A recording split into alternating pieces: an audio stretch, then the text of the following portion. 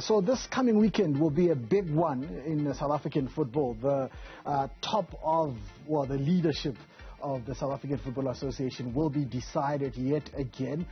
You'll remember that in 2018, Dr. Jordaan, the incumbent, won that election unopposed, unopposed after Ace Ngobo, former referee, pulled out on the morning of the election. Back in 2014 or so, he was also elected, beating Mr. Mandla Shoes Mazibuko in that election when he first came into the position. So he's vying for a third term, but his vice president, Ria Ledwaba, is also challenging for that post, as well as Mr. Solly Mohlabeng of SAFA Tshwane. He's the president there. So this weekend is the big one, where we will know finally whether the leadership stays the same or there's a change in guard. And Ria Ledwaba joins us in studio this morning. Thank you so much for your time. We've been longing for this day, finally. And let's not waste any time and start. We'll talk about matters of football itself as we go along. But let's start with the race to this presidential election. Do you feel that it's somehow been unkind to you in particular? Yeah, good morning and good morning to your listeners. Of course, I feel we are not going to have free and fair elections. The fact that in the history of South African Football Association, we have always have a year, at least a year, because in an ordinary Congress, a year before the elective Congress, you always announce the date of the election, and the candidate can then go and visit all the members, to discuss do with sort them. of like a roadshow. Yes. And this time around, unfortunately, you can only do it telephonically if you get the members. But you would have loved to meet with the members of each and every region, PSL and associate member, and to discuss with them so that they can be able to ask those relevant questions, and you can be able to answer. Then they can be able to make a decision. But currently, you don't know how they are making those decisions of choosing when they have not spoken to any one of us. But we are there, we are ready, we are focused. We're looking up to Saturday that the South African voters, people who are voting, they will look at where we are today and look whether the status quo is what they want or they would want some changes. And of course what you're saying, that there's not going to be free and fair elections, in your view, is because there was a ruling, an important ruling that went against you at the High Court in Pretoria, that your application to have the election postponed was struck off the roll for lack of urgency, according to the judge. Yes. So that's why you feel you don't have enough time, or you have to do things by the phone. So I want to know then, why still contest it if you feel so strongly that it's not going to be free and fair? Well, I think South African Football Association needs change. The court ruling was not on the basis of the merit. It was only on the basis of agency. And the judge said there is an alternative remedy. Go to that elections, and after the election you can come to court, and now we can deal with the merit. Because I think the issue of changing the constitution when we go on election is unfair, to candidates. And if you look at the statutes that have been changed, you look at what I would call a Group Areas Act, the Apartheid Group Areas Act, where people are grouped according to areas. And football is a national asset. We know each other. We know who are the people that have worked, and to group them in a way where there can be an influence. You know, please don't nominate her from that region so that she doesn't qualify to be there. So there's a lot of unfairness in terms of the statutes themselves, but in regard to the time frame that the candidates have been given to engage with the voters. So what I'm getting is that should it not go your way Yes. this coming weekend, Yes. it's not over until it's over. No, it is not, because that's what the ruling says, that you have an alternative remedy, you know. But, you know, it is not a choice of going to court if the internal remedies were adhered to. You go through internal remedies, you are not given an opportunity internally to be able to discuss this matter, because for me, I believe that the remedy could have been addressed in-house, you know. Maria, and that's one of the criticism points that were leveled against you by the association, that you should not be using ordinary courts, yes. as quoted in a statement released by Advocate Teboho Motlanthe, the CEO of the association, and you should use rather internal measures at the association. If you fail there, yes. you go to CAF. Yes. Was that done?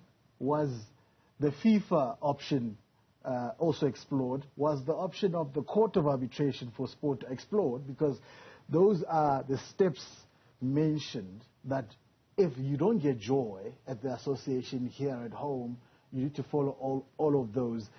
Were the other options explored? Yes, in fact, I reached out. You know, I reached out even to sit around the table and look at the matters that I'm raising before the association. I have done that. Unfortunately, even after you have been told that the arbitration is so much you pay, and after paying for the arbitration, then you get a response that they feel I should have raised those issues, the objection in the Congress, but they know very well that I'm not a member. NEC members are not members of the Congress. Members of the Congress are the regions, are the PSL and the associate members. So there was no way I could have raised any matter in the Congress. The only place I can raise the matter is in the NEC. So the rules yes. state that as an NEC member, you are not allowed to raise matters in Congress.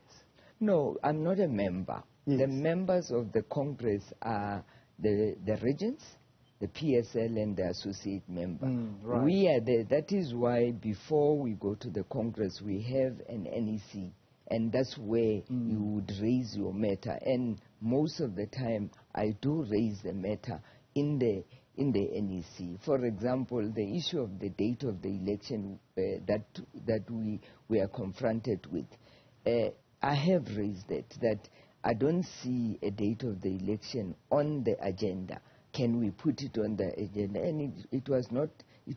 I was told that it is an extraordinary Congress, so a meeting, and we cannot put any matter. The matter that are on the agenda are the matter that are going to be discussed.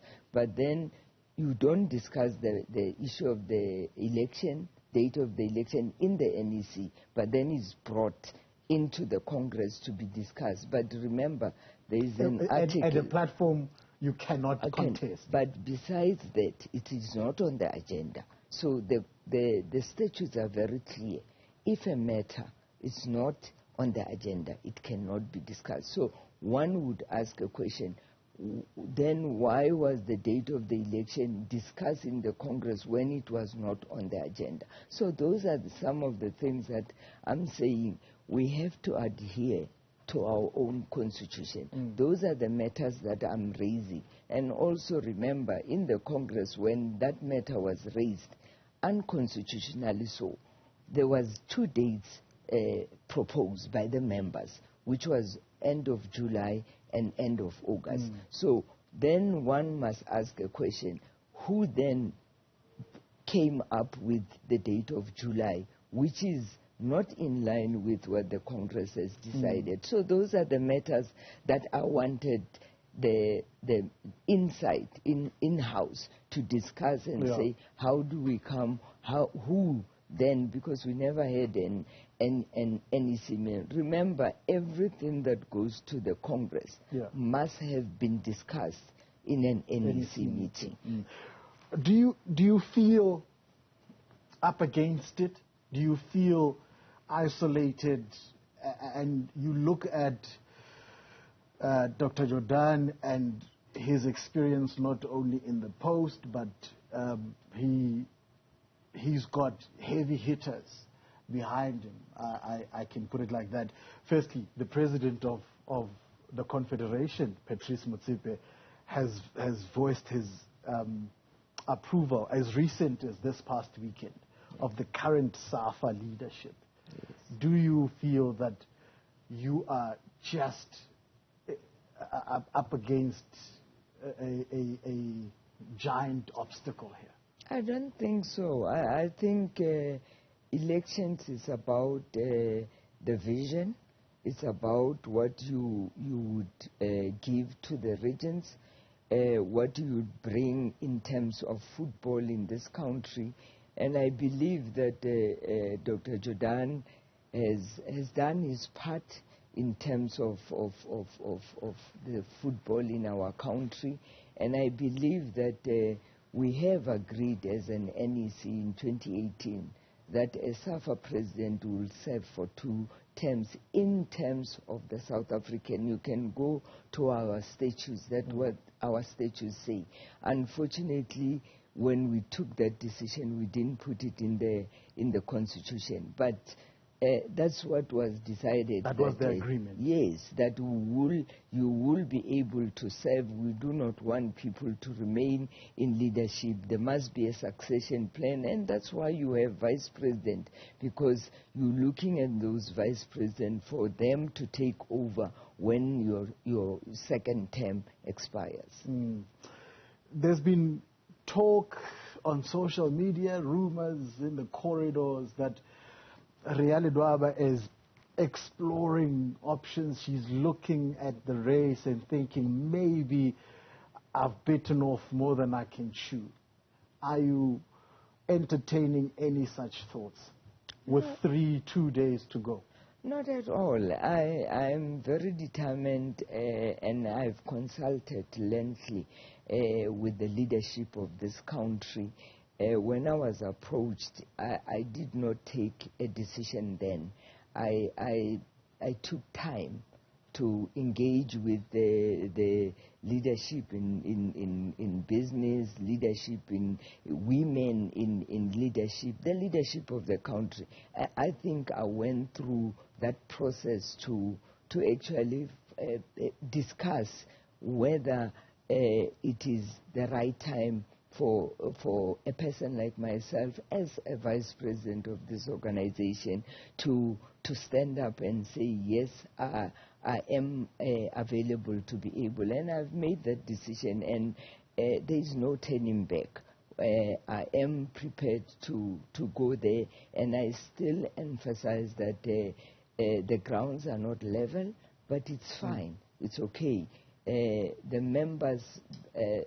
I have even wrote a letter to all the members because I realized that it might be practically impossible for me to go and visit each and every one of them. And I said, I don't want them to say she has never spoken to us. So I decided a day before yesterday to put a letter to all the regions, to all the members of SAFA to say, this is where I am, this is why I would request for your votes, because these are the key issues that I think we haven't been doing very well, and I think we can change the situation. But what... the numbers, though, Maria, yes. Do you think they look good for you? This past weekend also there was Another Congress that I know that Mohlabeng's camp questioned. Your camp has also been questioning why there's a Congress a week before an important elective Congress. And one of the outcomes of that was that the women inside the association are not in favor of Ria Ledwaba. And this, it might surprise a lot of people, quoted in the newspapers as being led by one Natasha Chiklas, who you have called a comrade for a very long time in the football circles. Well, you look, a picture of women there portraying that the women that are in that picture are sending a message that they do not support my candidature. I don't believe it's correct. I believe it was a picture because we were all on Congress. Maybe that is the reason we have a Congress before a Congress. Maybe it was to take those pictures and portray a message that these women are not supporting. I spoke to some of the women because... And they say there's nothing like that. We're with you. And I know the women, and I don't think Natasha Chiklas even know the names of those women. I'm 100% sure of that. I have gone through all the regions. I have met those women, and they have indicated to me when I was in those provinces, or for the first time in the history of South African Football Association, they have a leadership that wants to hear from them. It was when we were establishing the National Women's League. So I'm quite confident where I am that that picture, it's a picture to portray something else, but I don't think those women were even told the reason why they were taking that picture. And it will be unfortunate if indeed we have women in this era of 2022 who still believe that women are not ready to lead. Unfortunately, Mrs. Chiklas has not gone through the development of football in this country. She can talk about the Premier Soccer League because that's where she played a very vital role. But some of us, we know from down there where you have to take your own money and transport players from all over, feed them, dress them. We know the structures from there. And the reason why you, in an organization, you have vice president, it's basically because those vice presidents are looked up as successors, as people who will take over when the incumbent is leaving the office. Okay, let's quickly get into the football then, because this is what I suspect a lot of viewers will care about, and not really the politics.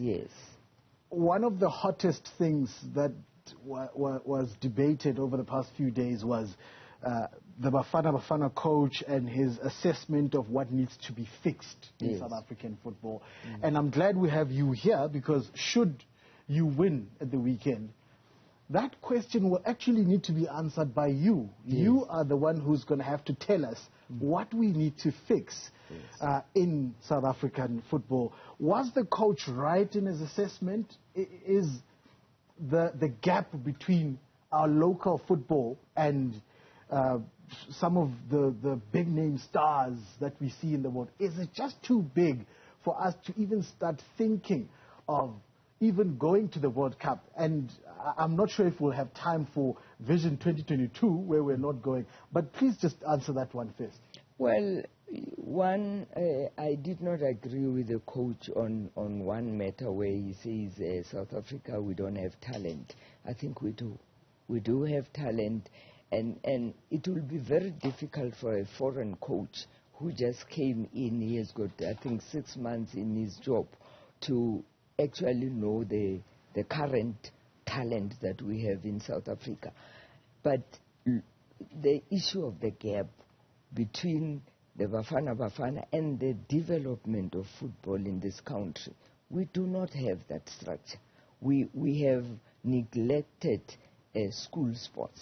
We say we have taken over school sports, but what is it that we have produced in terms of school sports? If you look back, the legends that played in the 1996, all those legends, one by one, you can count them. They come from the schools.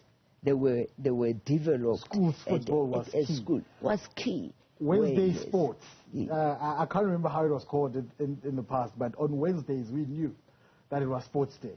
Definitely, and that's what we should engage with the Department of Education and say, can we go back to where we have a day in a week where there is sports, different sporting codes, because it's not only football, but we should start there and have school sports back where we want it to be, so that we can be able to start identifying talent. You remember, the school will actually give you the age groups, because you know when they start, they are 6, and at some point, but at a club you'll have a 6-year-old, a 10-year-old, but the school will give you that age grouping that you can be able to develop from a school. And you have got educators there, you have got the university, you know, what role is the university playing? Because the university, one, they've got facilities, they've got services that they can provide, you know, as their practicals. For example, with especially the women's team, the ABC Muzepe team, do we even have a relationship with the university? Okay, I'm going to run out of time, so I'm going to have to skip some important things. I want to talk about Vision 2022, and I know I'm deviating from what part of your manifesto was, and I wanted to also know about what relationship, as a former club owner yourself, the relationship between the PSL and or SAFA and clubs. Yes. But Vision 2022, you were already a huge part of football when it was formed. We were told that we're going to the World Cup. Well, everything will culminate in us going to the World Cup this year, 2022. We're not going. Well known. Do you agree that it is the biggest fraud of a document? It is the biggest failure we've ever seen in South African football, that document. And you were part of it, Ria Ledwaba. You were part of the people who are supposed to implement Vision 2022. Yes. Do you agree that epic fail? Yes. Well, let me say, firstly, I think each and every organization, you have to evaluate what you have put there to the public as your vision. And you have to acknowledge that you have not achieved. And if you do not acknowledge that you haven't achieved, obviously you don't need any change. The status quo will remain. I believe that we have spoken about Bafana being in the top 5. We are not. We have been saying we'll be in the top 20. We are top 65 currently now. But there are achievements. For example, we have agreed as an NEC to establish the National Women's League. And we have done that. And we have seen the National Women's League starting with 12 teams, now 14 teams. They are going into 16 teams now that you will have relegation and promotion. That we have achieved. We still have to do more with it to make sure that this league is properly sponsored. We should be able to do that. But there are many things that we need to evaluate ourselves and look back and say, how do we then make South Africans proud, make South African supporters to come to the stadium? Because you see, we have empty stadiums. Why? Because supporters are not happy. They are not getting value for their money. what is it that we are doing for our supporters? Do we call them to an evening game? Do we even know how they are going to come there, where they living, how they are going to be going back after the game at night. So those are the things that we need to look at and make sure that we have what we have seen when the Champions final was playing in Morocco, because South Africans, we are capable of filling the stadiums. The only thing, Maria, that just makes my heart even just less heavier is the fact that at least we seem to be making some progress when it comes to women's football, and in particular Banyana Banyana. This morning we spoke about the bonus structure that they're going to be getting should they win the tournament. But it was heartbreaking hearing Portia Modise speak the other day about how she used to shine for the national team, even at Olympics. Yes. And when she lands at OR Tambo, she's going back to a shack. Yeah. That was shocking. That was heartbreaking. And I'm hoping that those are some of the things on your agenda should you win the election on Saturday. Thank you so much for your time. We're out of time. Ria Ledwaba, presidential candidate for the SAFA elections coming up this weekend. Should we say hotly contested? I think we can label it that. She's up against Solly Mohlabeng and Dr. Jordaan, the incumbent.